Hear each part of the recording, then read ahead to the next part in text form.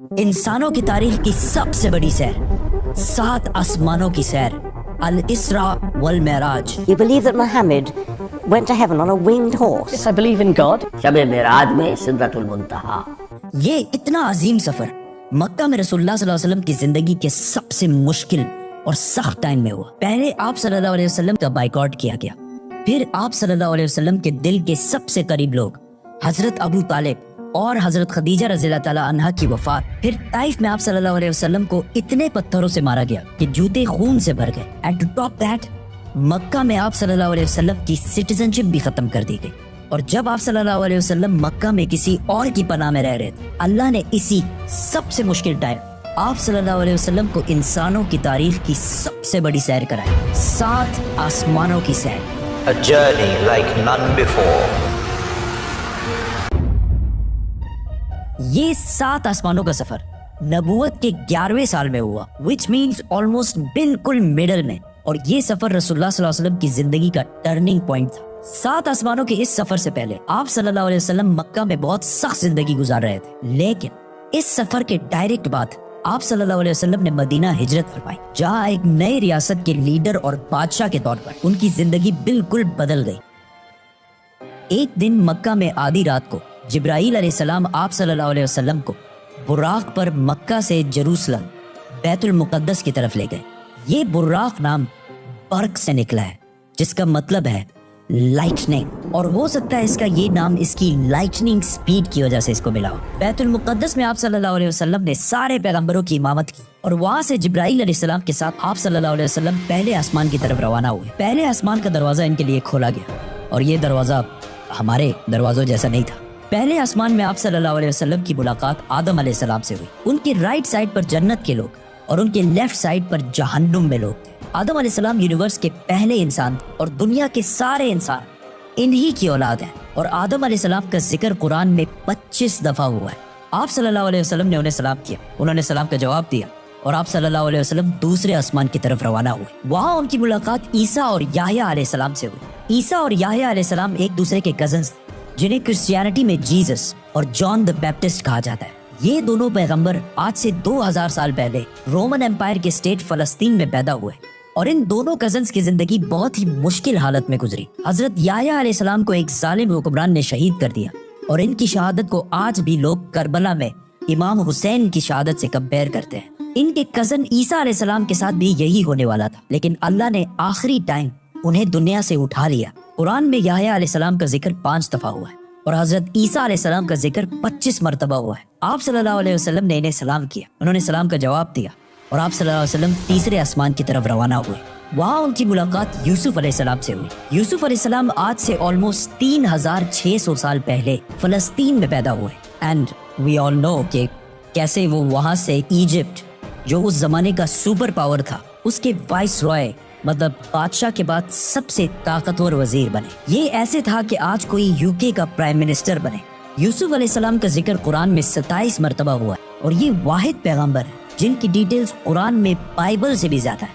आप सल्लल्लाहु अलैहि वसल्लम ने उन्हें सलाम किया, उन्होंने सलाम का जवाब दिया, और आप सल्लल्लाहु अलैहि वसल्लम जिब्राईल अलैहिस्सलाम के साथ चौथे आसमान की तरफ रवाना हुए। वहाँ उनकी मुलाकात इदरीस अलैहिस्सलाम से हुई। इदरीस अलैहिस्सलाम दुनिया के पहले इंसानों में से थे। आदम अलैहिस्सलाम और शीत अलैहिस्सलाम के बाद इदरीस अलैहिस्सलाम को इंसानों का तीसरा नबी माना जाता है, और दुनिया में सबसे पहले जुल्म के खिलाफ जिहाद इन्होंने ही किया था।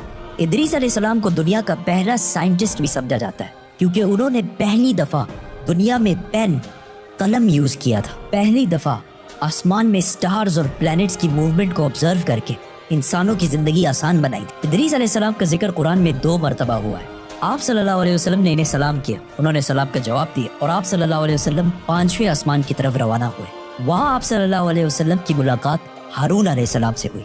जब मूसा अलैहिस्सलाम पैगंबर बने, तो उन्होंने अल्लाह से दुआ की कि मेरे भाई हारून को भी मेरे इस मिशन में शामिल करें। तो इस तरह हारून अलैहिस्सलाम भी पैगंबर बने। मूसा अलैहिस्सलाम ने हारून अलैहिस्सलाम को सिर्फ इसलिए चूज नहीं किया कि वो उनके भाई थे, बल्कि इसलिए क्योंकि हारून अलैहिस्सलाम बनी इसराइल के सबसे बड़े स्कॉलर्स में से थे। मूसा अलैहिस्सलाम बचपन से फिरौन के घर में पले बड़े थे, जिसकी वजह से उन्हें बनी इसराइल के किताबों और स्क्रिप्चर्स का इतना इल्म नहीं था। तो उन्हें एक ऐसे शख्स की जरूरत थी जिसके पास इन सारी चीजों का इल्म हो, और वो थे हारून अलैहिस्सलाम। और आज तक यहूदियों में سب سے زیادہ اسکالرس ہارون علیہ السلام کی اولاد میں سے ہیں، جس کی وجہ سے ہارون علیہ السلام کی اولاد کو یہودیوں میں ایک اسپیشل سٹیٹس حاصل ہے، جس طرح اسلام میں سیدوں کو حاصل ہے۔ ہارون علیہ السلام کا ذکر قرآن میں 20 مرتبہ ہوا ہے۔ آپ صلی اللہ علیہ وسلم نے انہیں سلام کیا، انہوں نے سلام کا جواب دیا اور آپ صلی اللہ علیہ وسلم چھٹے آسمان کی طرف روانہ ہوئے۔ وہاں آپ صلی اللہ علیہ وسلم کی ملاقات ایک ایسے پیغمبر سے ہوئی جن کا ذکر قرآن میں سب سے زیادہ کیا گیا ہے، 136 ٹائمز، کیونکہ موسیٰ علیہ السلام کی سٹوری کو آج تک دنیا کی سب سے زیادہ انٹرسٹنگ اور آؤٹ اسٹینڈنگ سٹوری سمجھا جاتا ہے، اور آج بھی بکس، کامکس اور ایون ہالی ووڈ کی سب سے بڑی فلمز موسیٰ علیہ السلام کی سٹوری سے کہیں نہ کہیں انسپائرڈ ہوتی ہیں، جیسے کہ Superman, Harry Potter and many ادرس۔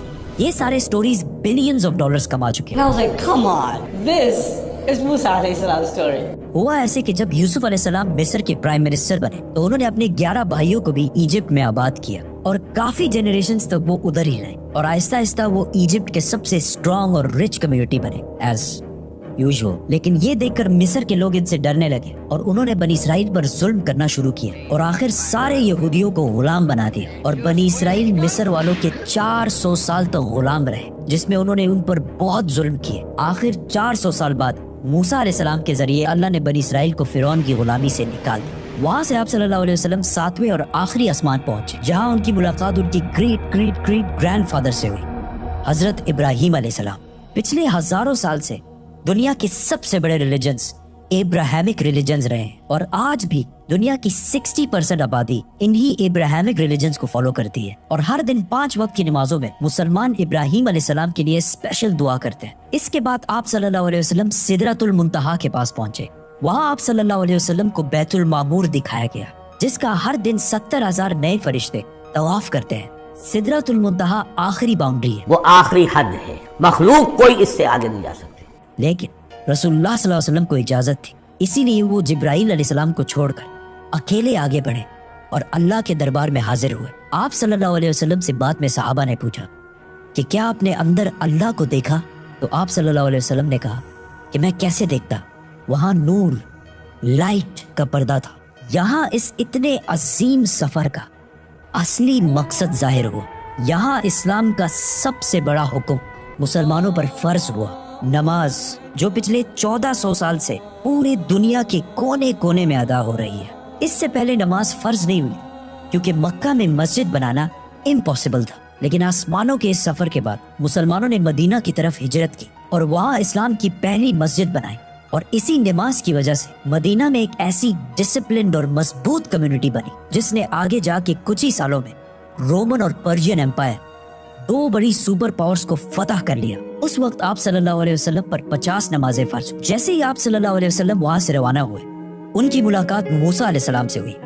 موسیٰ علیہ السلام نے ان سے کہا کہ آپ کی امت 50 نمازیں کبھی بھی ادا نہیں کر سکتی، تو آپ اللہ کے دربار میں واپس جائیں اور ان سے اسے کم کرنے کی ریکویسٹ کریں۔ صحیح بخاری میں ہے کہ رسول اللہ صلی اللہ علیہ وسلم واپس گئے اور اللہ سے ریکویسٹ کی، جس پر اللہ نے نمازیں 50 سے کم کر کے 40 کر دی۔ آپ صلی اللہ علیہ وسلم واپس موسیٰ علیہ السلام کے پاس گئے تو انہوں نے کہا کہ 40 بھی امپاسبل ہے، واپس جا کر اللہ سے ریکویسٹ کریں کہ وہ 40 سے بھی کم کریں، اور اس طرح تھوڑا آنا جانا چلتا رہا اور آخر نمازیں 5 پر فکس ہوئی۔ لیکن موسیٰ علیہ السلام نے پھر آپ صلی اللہ علیہ وسلم کو کہا کہ آپ کی امت 5 نمازیں بھی دن میں ادا نہیں کر سکتی، لیکن آپ صلی اللہ علیہ وسلم نے کہا کہ اس کے بعد اللہ سے نمازیں اور کم کرنے میں مجھے شرم آتی، میں 5 نمازوں پر راضی ہوں۔ آپ صلی اللہ علیہ وسلم کو اس سفر میں جنت، دوزخ اور گنہگار لوگوں کی سزائیں سب دکھائی گئی۔ آخر آپ صلی اللہ علیہ وسلم جیروسلم واپس بیت المقدس پہنچے اور وہاں سے واپس مکہ کی طرف روانہ ہوئے۔ راستے میں انہیں ایک قافلہ دیکھا جن کا ایک اونٹ ان سے بھاگ گیا تھا۔